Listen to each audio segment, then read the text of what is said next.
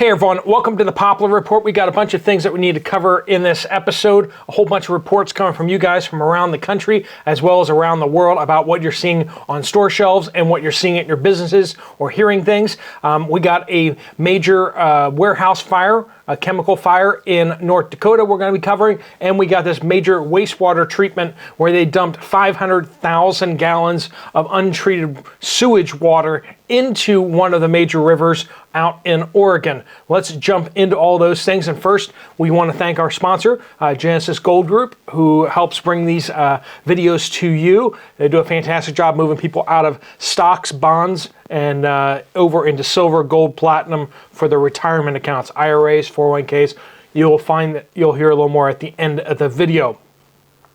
So let's dive into this suspicious chemical fire at a warehouse in Herdsfield, North Dakota. It is sufficiently suspicious enough that the police are asking locals and people in the area if they have any videos or if they have any information on this fire. But it is basically a fertilizer plant that is stockpiling the needed chemicals for farmers in the area that will cause disruptions locally in North Dakota. Also, moving over to residents of Portland, Oregon, are going to be downstream of a major sewage plant leak, I guess they're calling it.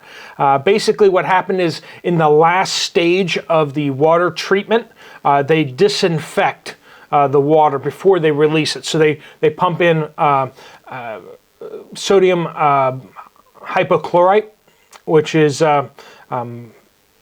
like pool shock, basically.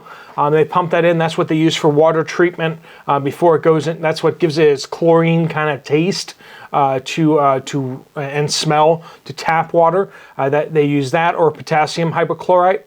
Basically, it does the same kind of thing. It's basically like powdered bleach. Well, they forgot to put that in. The pump that was supposed to pump the disinfectant into the water failed, and so all this water was sent into the river with all that bacteria alive and kicking, and so they have warned people on that. Now that's the Willamette River, which is the 13th largest river by volume in the United States, and it flows through the state's biggest cities, Portland, Eugene, and Salem. This was done upriver quite a ways, so this is going, don't get in the river and don't drink out of the river. I guess hopefully this won't affect too much of the life in the river. All right, so let's get to your reports here. Solar 2 Go has this to say: South Central Pennsylvania is in drought. Grass is turning brown already. Cracks appearing in the soil. Keeping an eye on crops, most farmers here are growing wheat. First I've ever seen that. They usually grow corn or soybeans. May is the third driest May in history here. Third driest May in history, folks. That is upsetting. M says, you mentioned tea, and I have been unable to find Darjeeling tea. Aurelio says, in the 2 local food pantries that I deal with in the St. Petersburg, Florida area, we haven't seen bagged rice in months. This week, we were fortunate that we got half a dozen eggs. That's another food item that we haven't seen in probably a month. Now, that does surprise me that the eggs are not being handed out at the food pantries, because we've seen prices come down so dramatically that eggs you'd think would be handed out now. But not only that, but I've seen the quality of the eggs at Walmart go downhill pretty significantly. I was making an omelet, and I just as I squeezed my hand, the shell just kind of cracked. I wasn't even squeezing it very hard. Also found later, after I took my eggs home, I found one of the eggs had broken on the bottom, and so because it was stuck to the bottom of the carton, it didn't leak all over the place. But that was bunk. I mean, I'm not used to seeing eggs that brittle.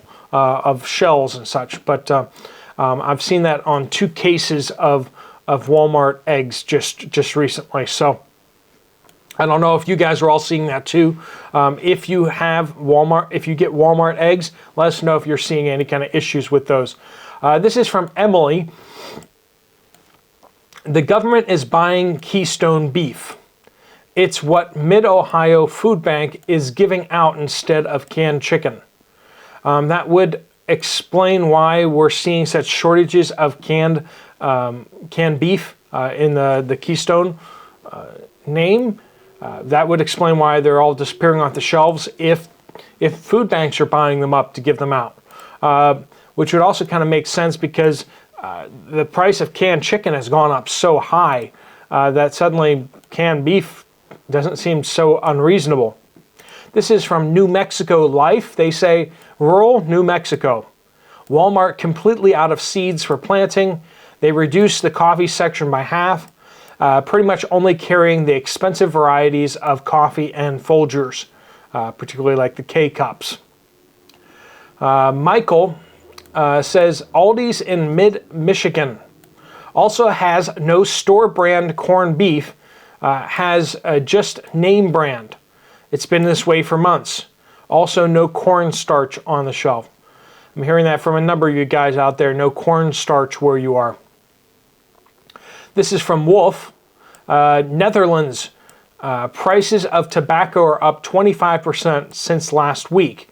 There is no shortage, but the tax is up 25% in price. Never seen this before. Well, if they raise the taxes up 25%, we'd see that. But thank you for the report. Northern Nancy says, my son just got back from Aldi on the south side of Milwaukee. Completely out of generic Cheerios, chocolate syrup, and for the 5th week in a row, no oyster crackers. Also, there's no hot dogs, no grapes at Aldi's today. Please excuse me, I'm a little under the weather. That's why I'm a little off today. I don't know if it's allergies or if I'm coming down with something, but TB Homestead says, I am in Saskatchewan, Canada. I have been out over the last few days trying to pick up a few things. Milk has been low for the last couple of weeks, but this week it was almost non-existent and the expiry date was just within a few days. Sci-Fi Janitor says, this is from the UK, 0 figs for purchase. Figs are a much bigger thing over in other countries. We don't really use them so much here in the US, unless you're getting fig Newtons, I guess. But figs all over Europe is a much bigger thing, especially the Middle East. 0 figs. Even the largest store in the South, not even listed on the shelf. Also, less pasta options shelved now, such as macaroni. So less pasta options and no figs in the UK. Joseph says, went to the local grocery store yesterday. Very large display of potato chips, but it was blocking the view of fresh fruit and vegetables, both of which were empty. And this is coming from a viewer. My son told me his friend up in Montana said the government sent all farmers and ranchers offers to double their usual market price of crops, mainly wheat, hay, alfalfa, for tilling them under. Same for beef and dairy cows to sell them to the government instead of the market. We're hearing more and more of that out there, that nefarious things happening in the farmers market. The invisible hand of the government. Oftentimes, when they sign those deals, they also are not allowed to talk about it. They sign a non-disclosure agreement when they do that. So that's why we often don't hear about it. It's because they take the offer, they sign the thing, and then they can't talk about it. And so they just keep their mouth shut. And that's the kind of situation we see. The fact that the U.S. government goes around forcing people to sign non-disclosure agreements to take money is kind of scary. Please do keep your reports coming in on what you guys are seeing. Use the word update and a geographical location and a comment on any video, and we will get that out to you. Also, if you want to check out Genesis Gold, there's a link right here that you can click through to their website to get some more information if you're concerned about your retirement funds and what you can do with them. And there's another video up here that you can check out from this channel. I'll see you over there, or I'll see you guys later. Steve Poplar of the Poplar Report, out.